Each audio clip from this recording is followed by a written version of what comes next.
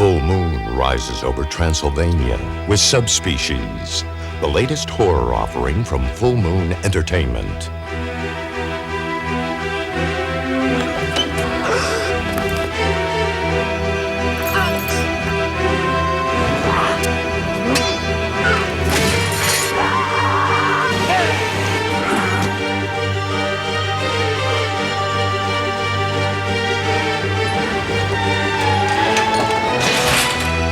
Director Ted Nicolau bravely pioneers the first American film to be shot in the post-Ceausescu Romania. Well, when Charlie first proposed doing this film in Romania, I was a little bit suspicious of the whole setup, but they sent me over there for a 4-day kind of location scout.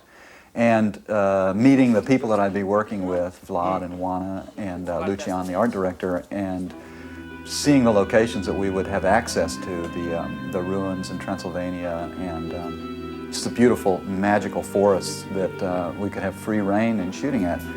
It suddenly seemed to me like the chance of a lifetime, really, to shoot at a place where you just had total access to these ancient places. This is one of the many strange and incredible locations we found here in Romania, a church that was built in the 1870s, and the bell fell off from the roof here and went through the floor. And over here, one of the graves actually cracked open. You can see the hand of somebody down there. It was sort of like a good nightmare, let's say. It was a nightmare while we were there. The production problems and the differences in cultures between the Americans and the Romanians and sort of the leftover psychology of communism that still exists in that country made it a very trying experience for all of us. What? You speak English? Joanne. Along with Mr. Nicolau came the American cast. Michael Watson of General Hospital, Laura Tate, Michelle McBride, Angus Scrimm of Phantasm. Why have you come? And playing the most terrifying vampire this side of Nosferatu, Danish actor Hannes Hoven. The American troupe landed in the midst of more troubled times for Romania. The hotel we were staying at in the heart of Bucharest was along the thoroughfare where the original revolution took place, and everywhere you looked there were bullet holes in the buildings. That sort of gave you a sense of how violent the revolution really was and how many people died in that revolution. And we were in the hotel one day and we heard this incredible commotion and looked out our windows, and there was a river of people coming down the street in protest of the price rises in the government. My father told me that in the very beginning, in 90 and 10, 90 and 20, Bucharest was a very beautiful city. It was named the small Paris because it had a very specific kind of architecture. It was very warm. And it was really, really very sad that we couldn't keep all this Bucharest for us because it was properly destroyed. Stay away from the ruins. Stay away. You might interfere with the way things are. My name is Sanda Vishan. I'm a television reporter. You asked me to tell you some things about the situation of the Romanian film right now. It's a very difficult situation because the whole system has collapsed and things have to be reorganized and things go very slowly. Slower production pace notwithstanding, director Nicolau jumps into Romanian culture and folklore with the help of costume designer Juana Tofan. This was a sequence when we needed a festival, a popular festival, so I make sketches with those masks and I find a wonderful man who is makeup at a theater who made those. This is my favorite mask and I like it very much because it's very expressive and I found it the best from all. But it depends on taste. It represents a central character of a gypsy, and the story of the festival is around this character. We kind of mixed a few metaphors. One mask festival that occurs in northern Romania in the winter that is like a dance with masks. We took that mask dance and kind of combined it with this festival of, unearthing the grave of the undead, and came up with this festival that we put into the film, which I think is one of the centerpieces of the film.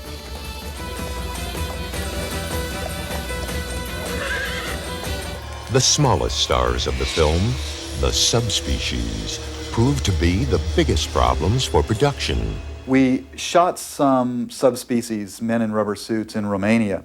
They built these incredible overscale sets, and we shot these subspecies there. But due to some problems with the costumes and with the stuntmen that we got in Romania, who were like over-eager in their performances, we decided when we got the material here that we really needed to make these subspecies more magical. And so we enlisted the aid of David Allen. What Charlie explained to me was that he had some monsters that he felt were not quite adequate to the picture. So then it remained to me to go through the material and the editors and try to find moments before the costumes ran in or after they ran out of the backgrounds that we could isolate optically to create background plates for the new creatures to operate in a matted-in situation.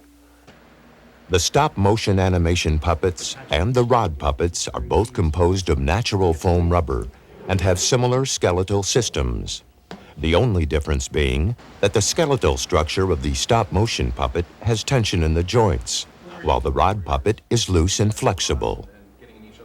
The rod puppetry gives us a certain amount of freedom and speed because basically we're generating this stuff real time. And with the animation, it's a little more time consuming. Well, most of the challenges I'm doing in this kind of rod puppetry work is just basically to make them look convincing on film and to make them look interesting and basically behaving like we're little creatures. Most would think that shooting a vampire film in Romania is like bringing sand to the beach. We sent our men on the street to ask the average Romanian what they thought of vampires. Nobody believe in it, in vampires, because there aren't. The people in Romania never think that there are vampires on this world. Never.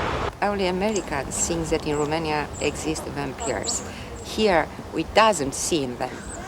They doesn't exist. We never saw him. In our history, you don't know about.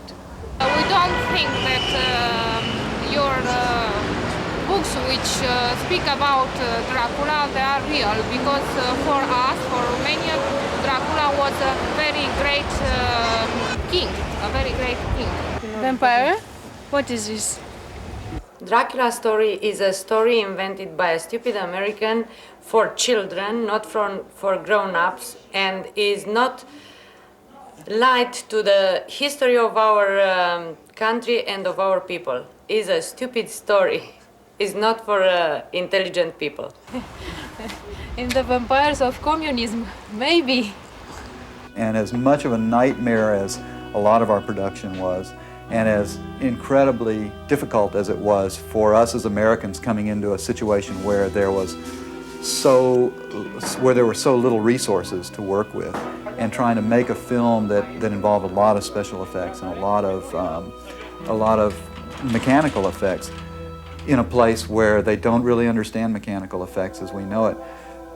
As difficult as all that was, when I think back on it now, all I remember are the people I was working with and the love that we shared, and the incredible battlefield mentality that we had as we were trying to struggle against production. I sort of miss it in a way.